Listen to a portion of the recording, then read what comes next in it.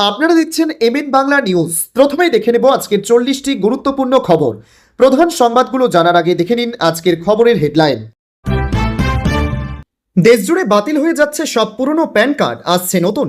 বদলে যাবে আপনার এতদিনের চেনা প্যান নম্বর, জেনে নিন। শেষ বেলায় অন্নপূর্ণা ভান্ডারের ওয়েবসাইটে বিরাট পরিবর্তন। মোবাইল নম্বরের সঙ্গে এবার দিতে হবে এই তথ্য। টাকা পাওয়ার সম্ভাবনা বাড়ল। বার্ধক্য ভাতা পেতে মানতে হবে এই শর্ত। 1 আগস্ট থেকে নতুন হারে মিলবে পেনশন, নির্দেশিকা জারি সরকারের। স্মার্ট মিটার বাধ্যতামূলক নয়।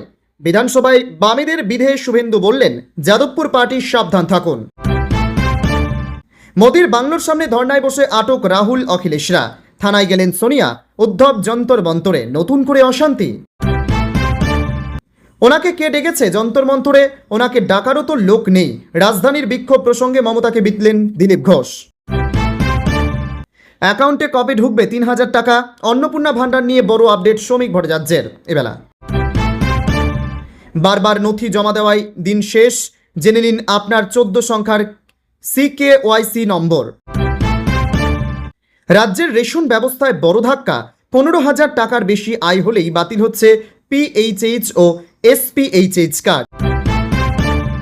আয়ুষ্মান কার্ডের সুবিধা পেতে আবেদন করার আগে এই 7টি বিষয় জেনে নিন। একবার CKYC করালেই আধার প্যান ছাড়াই করা যাবে ব্যাংকের কাজ। কিভাবে করবেন?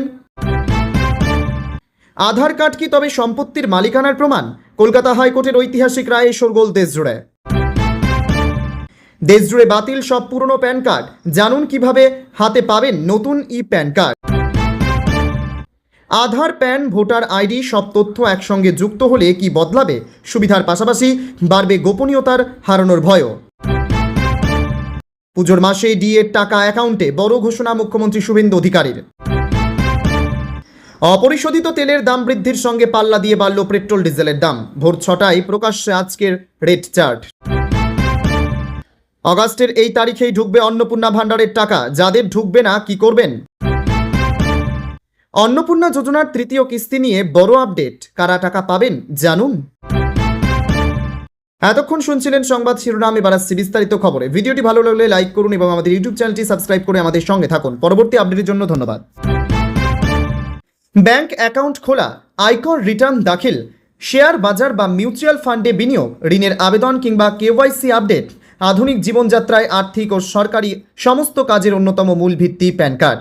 সম্প্রতি কেন্দ্রীয় সরকারের তরফ থেকে প্যান কার্ড 2.0 চালুর সিদ্ধান্ত সামনে আসতেই সাধারণ মানুষের মনে নানাবিধ প্রশ্ন ও বিভ্রান্তি তৈরি হয়েছে। নতুন কার্ডের জন্য আবেদন করা কি বাধ্যতামূলক? প্যান নম্বর কি বদলে যাবে? সমাজ মাধ্যমে ছড়িয়ে পড়া নানান গুজবের মাঝে এই সংক্রান্ত যাবতীয় আসল সত্য ও তথ্য জেনে নিন। পরিকাঠামোকে আরও আধুনিক, প্রযুক্তিগতভাবে উন্নত এবং সম্পূর্ণ ডিজিটাল করার একটি কেন্দ্রীয় উদ্যোগ। নতুন কোনো কর ব্যবস্থা বা নিয়ম নয়, বরং করদাতাদের পরিষেবা আরও দ্রুত, সহজ ও নিরাপদ করতে বিদ্যমান প্যান ইকোসিস্টেমের প্রযুক্তিগত আধুনিকীকরণ, দ্রুত ডিজিটাল তথ্য যাচাই এবং সাইবার জালিয়াতি রোধ করাই এই উদ্যোগের মূল লক্ষ্য। হ্যাঁ, আপনার এখানকার প্যান কার্ড সম্পূর্ণ বৈধ। আপনার এখনকার প্যান কার্ড সম্পূর্ণ বৈধ। কেন্দ্র সরকারের বর্তমান তথ্য অনুযায়ী যাদের কাছে ইতিমধ্যে বৈধ প্যান কার্ড রয়েছে তারা আগের মতোই সমস্ত আর্থিক কাজে এটি ব্যবহার করতে পারবেন। এটি বাতিল হওয়ার কোনো সম্ভাবনা আপাতত নেই। না, সবার জন্য নতুন করে আবেদন করা বাধ্যতামূলক নয়। তবে যারা প্রথমবার প্যান কার্ডের আবেদন করেছেন অথবা নাম ঠিকানা সংশোধন কিংবা হারিয়ে যাওয়া প্যান কার্ড পুনরায় ইস্যু করার আবেদন করবেন তারা স্বয়ংক্রিয়ভাবে এই নতুন ব্যবস্থার অন্তর্ভুক্ত হবেন। ভবিষ্যতে সরকার যদি নতুন কোনো সময়সীমা বা নির্দেশিকা দেয় তবে সেই অনুযায়ী পদক্ষেপ নিতে হবে। একেবারেই নয়, আপনার বর্তমান প্যান নম্বরটি অপরিবর্তিত থাকবে এবং এটি আজীবন আপনার স্থায়ী আর্থিক পরিচয় হিসেবে বহাল থাকবে। শুধুমাত্র কার্ডের প্রযুক্তিগত পরিকাঠামো ও নিরাপত্তা ব্যবস্থা আপডেট হচ্ছে, নম্বর পরিবর্তন হচ্ছে না। কোনো অজানা লিঙ্কে ক্লিক করবেন না। প্যান আপডেটের নামে কারো সঙ্গে ব্যাংক বিবরণী বা OTP শেয়ার করবেন না। যে কোনো তথ্যের জন্য কেবল আয়কর দফতরের প্রমাণ্য ওয়েবসাইট বা সরকারি বিজ্ঞপ্তি অনুসরণ করুন। পশ্চিমবঙ্গ সরকারের অন্যতম জনপ্রিয় এবং জনকল্যাণমূলক প্রকল্প অন্নপূর্ণা ভান্ডারের অফিসিয়াল ওয়েবসাইটে আজ থেকে এক যুগান্তকারী পরিবর্তন লক্ষ্য করা গেল। রাজ্যের প্রতিটি প্রান্তের মানুষ যাতে ঘরে বসেই খুব সহজে এবং সুরক্ষিতভাবে এই প্রকল্পের জন্য আবেদন করতে পারেন সে উদ্দেশ্যে প্রথম থেকেই একটি সুনির্দিষ্ট ডিজিটাল পোর্টাল তৈরি করা হয়েছে। প্রযুক্তিগত নিরাপত্তার বিষয়টিকে আরও বেশি গুরুত্ব দিতে শুরু করেছে সংশ্লিষ্ট তথ্য প্রযুক্তি দফতর। সেই ধারাবাহিকতা বজায় রেখেই আজ থেকে অন্নপূর্ণা ভাণ্ডারের আবেদনকারীদের লগ ইন স্ক্রিনে একটি বড়সড় প্রযুক্তিগত আপডেট নিয়ে আসা হয়েছে। আগের তুলনায় এই নতুন ব্যবস্থাটি যেমন অনেক বেশি আধুনিক, তেমনি স্প্যামারদের হাত থেকে ডেটা সুরক্ষিত রাখতে এটি অত্যন্ত কার্যকরী একটি পদক্ষেপ হিসেবে বিবেচিত হচ্ছে। এতদিন পর্যন্ত সাধারণ মানুষ যখনই অন্নপূর্ণা ভাণ্ডারের ওয়েবসাইটে নিজেদের নাম নথিভুক্ত করতে বা লগ ইন করতে যেতেন, তখন তাদের একটি অত্যন্ত সাধারণ নিরাপত্তা ধাপ পার হতে হতো। সেটি ছিল একটি সহজ গাণিতিক যোগফল। দুটি ছোট সংখ্যা দেওয়া থাকতো, আর আবেদনকারীকে সেই সংখ্যা দুটির যোগফল ফাঁকা বক্সে বসাতে হতো। কিন্তু আজকে থেকে সেই সহজ পদ্ধতির সম্পূর্ণ অবসান ঘটল। আজ থেকে এই পোর্টালে যুক্ত করা হয়েছে আলফানিউমেরিক ক্যাপচা ব্যবস্থা, অর্থাৎ এখন থেকে আর কোনো যোগফল নয়, বরং ইংরেজি বড় হাতের অক্ষর, ছোট হাতের অক্ষর এবং সংখ্যার এক জটিল সংমিশ্রণ দেখতে পাবেন ব্যবহারকারীরা। উদাহরণস্বরূপ স্ক্রিনে ফুটে উঠবে R8G বা এই জাতীয় কোনো নির্দিষ্ট কোড, যা হুবহু দেখে টাইপ করতে হবে আবেদনকারীকে। সর্বত্রই এই ধরনের সিকিউরিটি ভেরিফিকেশন অত্যন্ত সাধারণ একটি বিষয়। অন্নপূর্ণা ভাণ্ডারের মতো এমন একটি জনপ্রিয় এবং বহুল ব্যবহৃত পোর্টালে এই ধরনের আধুনিক সিস্টেমের ব্যবহার সাধারণ গৃহবধূ থেকে শুরু করে সকল স্তরের মানুষকে আধুনিক প্রযুক্তির সঙ্গে আরও প্রথম দিকে একটি মানিয়ে নিতে সময় লাগলেও দীর্ঘমেয়াদী ক্ষেত্রে এটি রাজ্যের সামগ্রিক ডিজিটাল লিটারেসি বা ডিজিটাল সাক্ষরতা বৃদ্ধির ক্ষেত্রেও একটি অভাবনীয় ভূমিকা পালন করবে।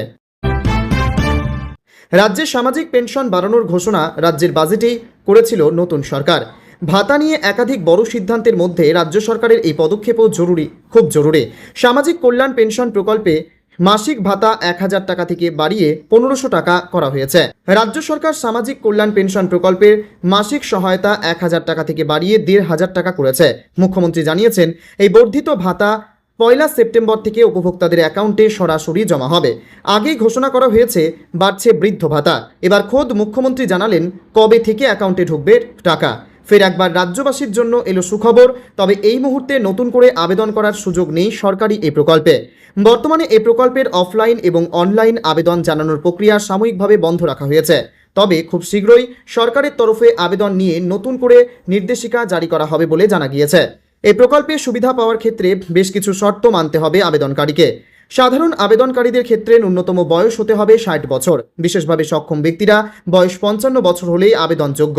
সঠিক জন্ম তারিখ জানা না থাকলে জন্মসালের 1 জুলাই এবং মাস জানা থাকলে 16 তারিখটিকে জন্মদিবস হিসেবে গণ্য করা হবে আবেদনে।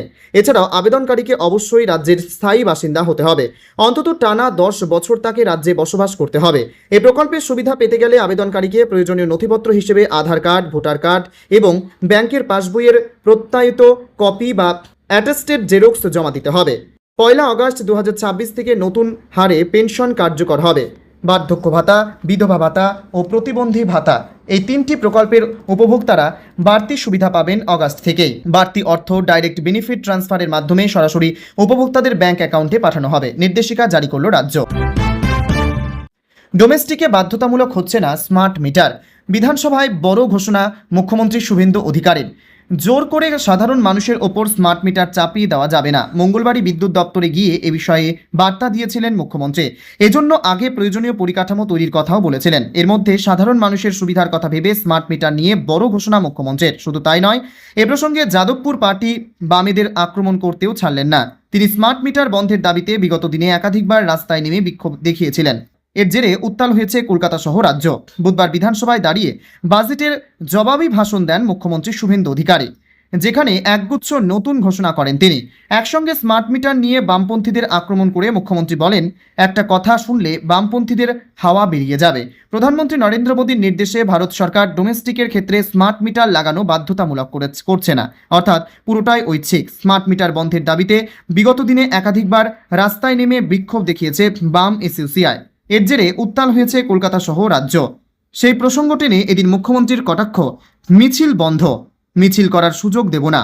এই সরকার পুরোপুরিভাবে মানুষের জন্য। মানুষের দিকে তাকিয়ে এই সরকার সমস্ত সিদ্ধান্ত। কৃষকদের সেচের কাজে সৌরশক্তির ব্যবহারের ক্ষেত্রে পিএম কুসুম প্রকল্পের আওতায় প্রতি ইউনিট বিদ্যুতে 2 টাকা করে অতিরিক্ত ভর্তুকি দেওয়া হবে। সেই সঙ্গে ডিভিসি পঞ্চায়েত মিলিয়ে 1000 ওয়াটের মেগাওয়াট পাওয়ার স্টোরেজ পরিকল্পনা ও বক্রেশ্বরে তাপবিদ্যুৎ কেন্দ্রের নতুন ইউনিট হচ্ছে বলেও ভিলেজ প্রকল্পের আওতায় ভারত সরকারের স্বরাষ্ট্র মন্ত্রকের 9 সীমান্ত পার্শ্ববর্তী জেলাগুলিতে বিদ্যুৎ দপ্তর অংশগ্রহণ করছে বলেও জানান তিনি, যার জন্য 150 কোটি অতিরিক্ত বরাদ্দ ঘোষণাও করা হয়েছে। মেডিকেল প্রবেশিকায় প্রশ্নপত্র ফাঁসের প্রতিবাদে ককরোচ জনতা পার্টির ডাকে সংসদ অভিযানকে কেন্দ্র করে সোমবার অশান্ত হয়েছিল দিল্লি। পুলিশের লাঠি কাঁদানে গ্যাসের বাধা কাটিয়ে সোমবার দুপুরে সংসদ ভবনের কাছে পৌঁছে গিয়েছিলেন বিক্ষোভকারীরা। দিল্লিতে সোমবার ছাত্র যুবদের মিছিলে লাঠি কাঁদানে গ্যাস নিয়ে পুলিশি হামলার প্রতিবাদে মঙ্গলবার দুপুরে প্রধানমন্ত্রী নরেন্দ্র মোদীর বাসভবনের অদূরে ধর্নায় বসেছিলেন লোকসভার বিরোধী দলনেতা রাহুল গান্ধী, কংগ্রেস সভাপতি মল্লিকার্জুন খড়গে এবং প্রিয়াঙ্কা কংগ্রেস সাংসদেরা। পরে সমাজবাদী পার্টির প্রধান অখিলেশ যাদব, কেন্দ্রীয় স্বরাষ্ট্রমন্ত্রী অমিত শাহ লোক কল্যাণ মার্গের মতো উচ্চ নিরাপত্তা বলয়ে অবস্থান বিক্ষোভ না করার জন্য কেন্দ্রীয় প্রতিমন্ত্রী জিতেন্দ্র সিংহ মারফত বার্তা দিয়েছিলেন, কিন্তু তা উপেক্ষা করেই রাতভর ধর্নার প্রস্তুতি শুরু করার সন্ধ্যায় আটক করে দিল্লি পুলিশ। প্রিয়াঙ্কা সহ কয়েকজনকে নিয়ে যাওয়া হয় মন্দির মার্গ থানায়। এরপরে সেখানে হাজির হন কংগ্রেস সংসদীয় দলের চেয়ারপারসন সোনিয়া গান্ধী, শিবসেনা প্রধান উদ্ধব ঠাকরেরা। রাহুল সহ কয়েকজনকে একটি স্টেডিয়ামে আটক করে রাখা হয়। শেষ পর্যন্ত রাতে সকলকেই মুক্তি দেয় পুলিশ। মেডিকেল প্রবেশিকায় প্রশ্নপত্র ফাঁসের প্রতিবাদে ককরোচ জনতা পার্টির ডাকে সংসদ অভিযানকে কেন্দ্র করে সোমবার অশান্ত হয়েছিল দিল্লি। পুলিশের লাঠি কাঁদানে গ্যাসের বাধা কাটিয়ে সোমবার দুপুরে সংসদ ভবনের কাছে পৌঁছে গিয়েছিলেন বিক্ষোভকারীরা। নিরাপত্তার কারণে সংসদের প্রধান ফটক বন্ধ করে দেওয়া হয়েছিল। সোমবার থেকেই সংসদের বাদল অধিবেশন শুরু হয়েছে। সংসদ ভবনে উপস্থিত ছিলেন বিভিন্ন দলের সাংসদেরা, উপস্থিত ছিলেন প্রধানমন্ত্রী সহ কেন্দ্রীয় মন্ত্রিসভার অন্য সদস্যরাও। সিজেপি এবং বিরোধী নেতৃত্বের অভিযোগ, শান্তিপূর্ণ আন্দোলনে দমনমূলক আচরণ করেছে পুলিশ। আহত হয়েছেন 80 জনেরও বেশি বিক্ষোভকারী। কেন্দ্রীয় স্বাস্থ্যমন্ত্রী জেপি নাড্ডা মঙ্গলবার দিল্লির রামমোহন লোহিয়া হাসপাতাল এবং লেডি হার্ডিঞ্জ মেডিকেল কলেজ ও হাসপাতাল পরিদর্শন করেন, দেখা করেন আহত পড়ুয়াদের সঙ্গে। অন্যদিকে রাহুল এবং প্রিয়াঙ্কাও আরএমএল হাসপাতালে আহত ছাত্রদের সঙ্গে দেখা করেন। ককরোচ জনতা পার্টির বিক্ষোভে সামিল হতে চান তৃণমূল সুপ্রিমো মমতা ব্যানার্জি। বুধবার সকালে এ বিষয়ে তাকে তীব্র কটাক্ষ করলেন রাজ্যের মন্ত্রী দিলীপ ঘোষ। তিনি বলেন, ওনাকে কে ডেকেছে যন্তর মন্তরে? ওনাকে ডাকারও তো লোক নেই, সঙ্গে যাওয়ারও লোক নেই। যারা ভাবছে বাংলাদেশ, নেপাল, শ্রীলঙ্কার মতো উৎপাত তৈরি করবে, তারা ভুলে যাবেন না এটা ভারত। এখানকার মানুষ চিন্তাভাবনা করে সিদ্ধান্ত নেন। কিছু লোক বিদেশি টাকায় রাহুল গান্ধী সহ অন্যান্য নেতাদের কথায় নাচানাচি করছে। কদিনের মধ্যে ঠান্ডা হয়ে যাবেন। উদ্ধব ঠাকরে, অখিলেশ যাদব, এই সমস্ত হারিয়ে যাওয়া পরিত্যক্ত বা রিজেক্টেড নেতারা পালে হাওয়া টানার চেষ্টা করছে। মানুষ ওদের সঙ্গে নেই। দুনিয়ার চোর ডাকাত গালাগালবাজ নেতা ওখানে গিয়ে উৎপাত করছে। ওদের অভ্যাস কখনো ছাত্র, কখনো মহিলা, কখনো কৃষকদের সামনে রেখে বিশৃঙ্খলা করবে, দেশে অব্যবস্থা তৈরি করবে।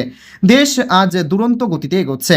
21-এর মঞ্চ থেকে মমতা দাবি করেছিলেন তার কর্মীরা তার সঙ্গে আছে।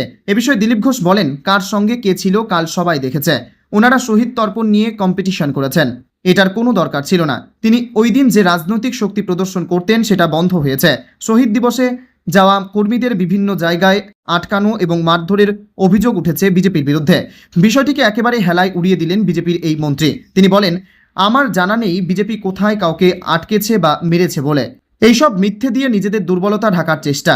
ওরা শহীদ দিবস করছে, সরকার সহযোগিতা করেছে। লোক না এলে বিজেপি দায়ী হয়। আপনাদের শক্তি কতটা সেটা এতদিনে বোঝা যাচ্ছে।